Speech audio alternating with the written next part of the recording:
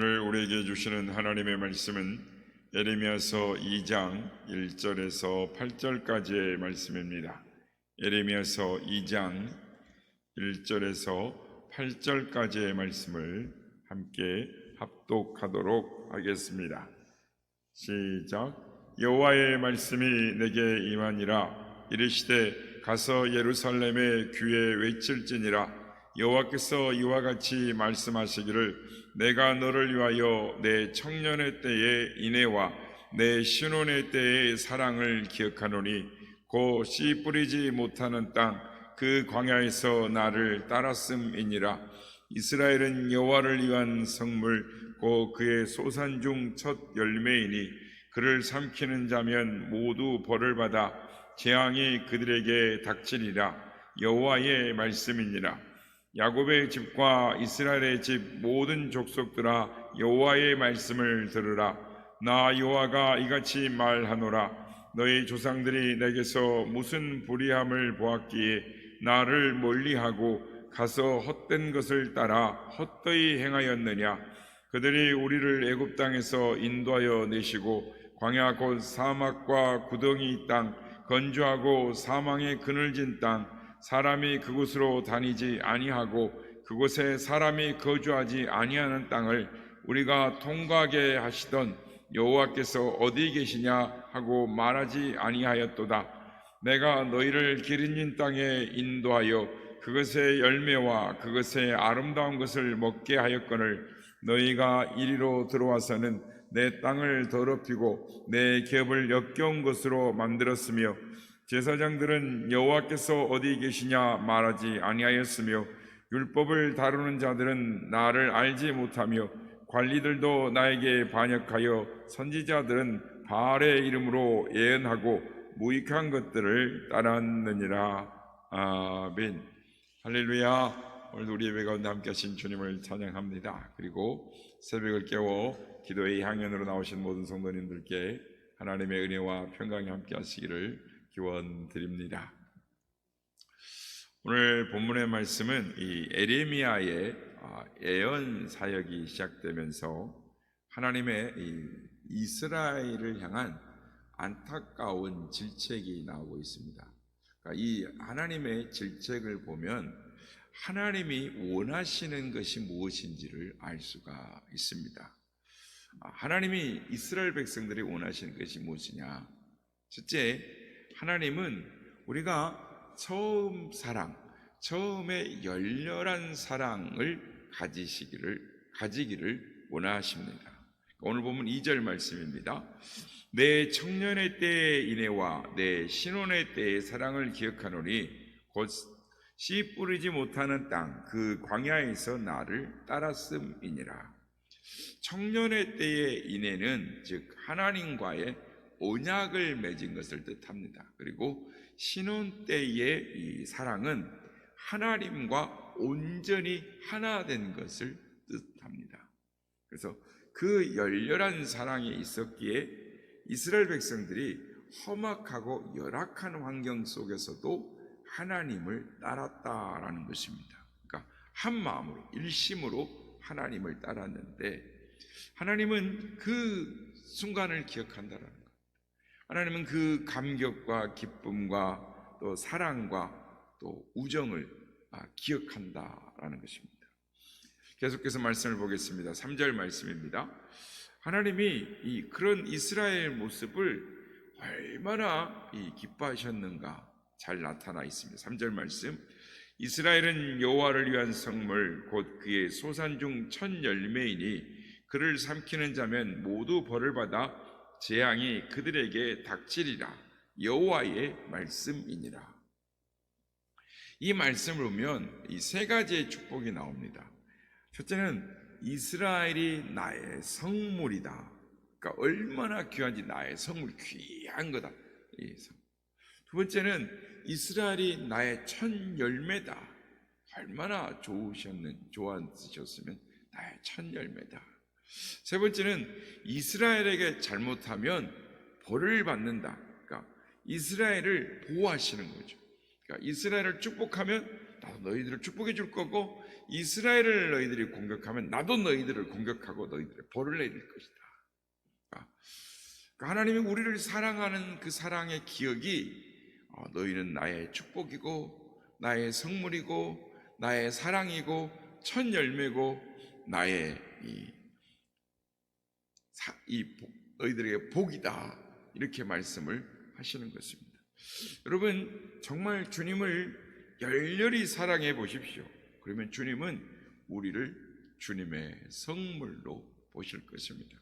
그러므로 주님을 사랑한다라는 것은 우리 자신이 우리를 정말 가치 있는 존재로 만드는 것입니다. 그리고 정말 주님을 사랑해 보십시오. 주님은 우리를 들고 우리를 안고 기뻐하시면서 수학의 기쁨의 노래를 부르실 것이라는 것입니다. 여러분, 정말 주님께 영광을 돌리고 싶은 마음이 크지 않습니까? 그 길이 다른 길이 아닙니다. 주님을 사랑하는 것은 가장 주님께 영광을 돌리는 것이요, 주님이 가장 기뻐하시는 일인 것입니다. 주님을 정말 열렬히 사랑해 보십시오. 그러면 주님은 우리를 복의 근원을 삼아 주실 것입니다. 앞에서 말씀드린 것처럼 누군가가 우리에게 잘해주면 하나님은 그를 축복해 주시고, 그가 우리에게 잘못하면 그에게 벌을 내리실 만큼 하나님은 우리를 복의 근원 삼아 주시는 것입니다. 여러분, 기억하십시오. 주님을 사랑한다면 단순히 축복받는 것에 머물지 않고 하나님을 사랑하면 놀라운 축복권이 주어지는 것입니다. 그래서 너는 복의 통로가 될지니라, 복의 근원이 될지니라 라고 말씀을 하는 것입니다. 주님에 대한 첫사랑을 회복하는 것, 이것이 우리의 신앙생활에 있어서 얼마나 소중하고 급선무인가를 우리는 알 수가 있는 것입니다. 지붕 위의 바이올린이라는 영화가 있습니다. 이게 러시아에 사는 이 유대인들의 고통을 그린 영화인데, 너무나 살기 힘드니까 이 주인공의 아내가 불평을 합니다. 그때 주인공이 이렇게 말합니다. Do you love me? 사랑하냐는 것이죠. 그러자 아내가 또 막 불평을 합니다. 25년 동안 아이를 낳고 살았고 어렵게 살았고 막 고생한 이야기를 막 늘어놓습니다. 그랬더니 그 말을 다 듣고 있던 남편이 또 말합니다. I know that, but do you love me? 나도 그거 알아. 그런데 나 사랑해? 라고 묻는 거예요. 무슨 의미입니까? 사랑한다면 고생은 생각하지 말아라 라는 것입니다. 여러분, 하나님은 우리의 정말 행복한 섬김을 원하시는 것입니다. 우리가 정말 하나님을 사랑한다면 정말 기쁘게 하나님을 섬겨야 한다는 것입니다. 하나님을 섬기면서 원망하고 불평하고 무겁고 괴롭고 이렇게 말하는 거예요. 그러니까 우리 신앙에 그런 일들이 문제가 있는 것이 아니라 문제는 사랑이 식어져 버린 것이다 하고 하나님은 우리에게 말씀하신 것입니다. 사실 수고와 고통, 그것이 무슨 문제이겠습니까? 정말 진실한 사랑이 있다면 수고 자체도 우리에게 기쁨이 되는 것입니다. 그래서 우리는 이 행복의 극치를 이렇게 표현할 때가 있습니다. 이대로 눈을 감고 죽어도 이한이 없겠다. 너무 기쁘면 이제 죽어도 이한이 없어, 이렇게 말을 하는 것이죠.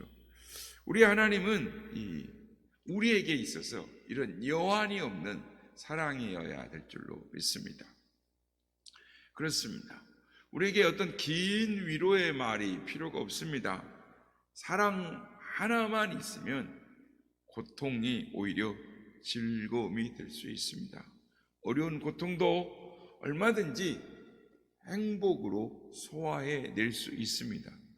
문제가 있는 것이 문제가 아니라 사랑이 식어진 것이 문제인 것입니다. 여러분, 하나님에 대한 열정과 사랑을 회복하시기를 바랍니다. 주님을 향한 첫사랑, 구원의 감격과 기쁨, 열정을 회복할 때 우리 안에는 문제, 수고, 이것이 문제가 아닌 것입니다. 주님을 사랑하게 되면 그 모든 것을 기쁨으로, 즐거움으로 감당할 수 있게 될 줄로 믿습니다. 근데 여러분, 이 처음에 이 열렬한 사랑을 회복하라라고 말할 때 이 감정적으로 뜨거웠던 사랑만을 기억하는 이 오해들이 있습니다. 이 첫사랑이 소중한 이유는 감정적으로 막 뜨거웠기 때문에 소중한 것이 아니라 첫사랑은 모든 것이 좋게 보이기 때문에 첫사랑이 소중한 것입니다. 첫사랑을 할 때는 단점도 좋아 보이는 거예요. 그러니까 그런 말이 있지 않습니까? 곰보도 보조개로 보인다고. 그러니까 첫사랑을 하면 모든 것이 좋아 보여요. 그 사람에게 없어도 다 좋아 보여요. 그게 첫사랑인 것입니다. 여러분, 우리의 영적 첫사랑의 회복은 바로 그러한 사랑의 회복이어야 하는 것입니다. 그래서 우리의 입술에는 이런 고백이 넘쳐나야 하는 것입니다. 하나님, 모든 것이 정말 좋고 감사합니다.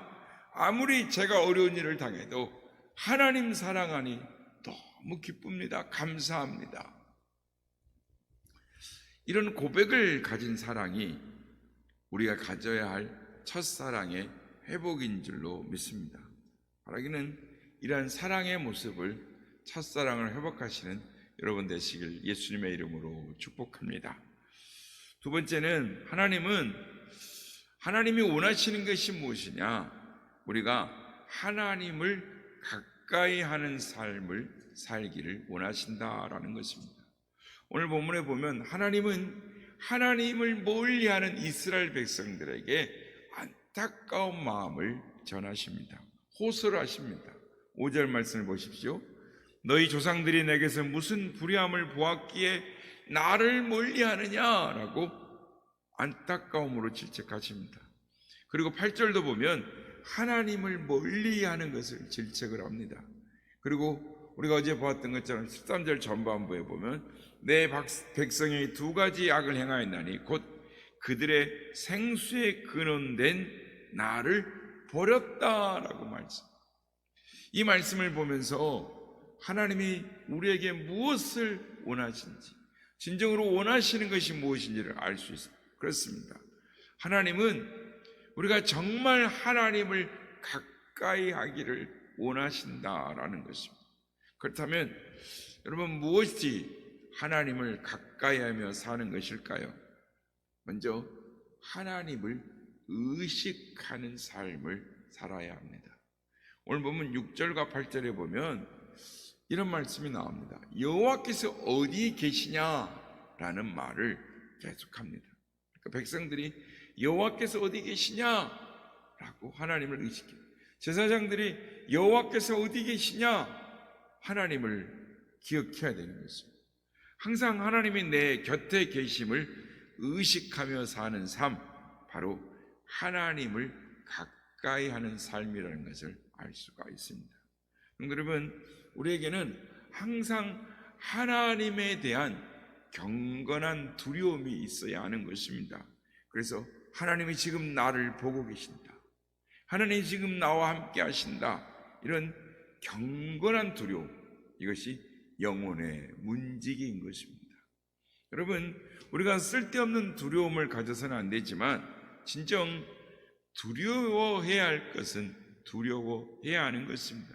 우리가 하나님을 두려워할 때 진정 우리 안에 세상이 알 수 없는, 아니 세상이 감당치 못하는 평강이 우리에게 임하게 되는 줄로 믿습니다.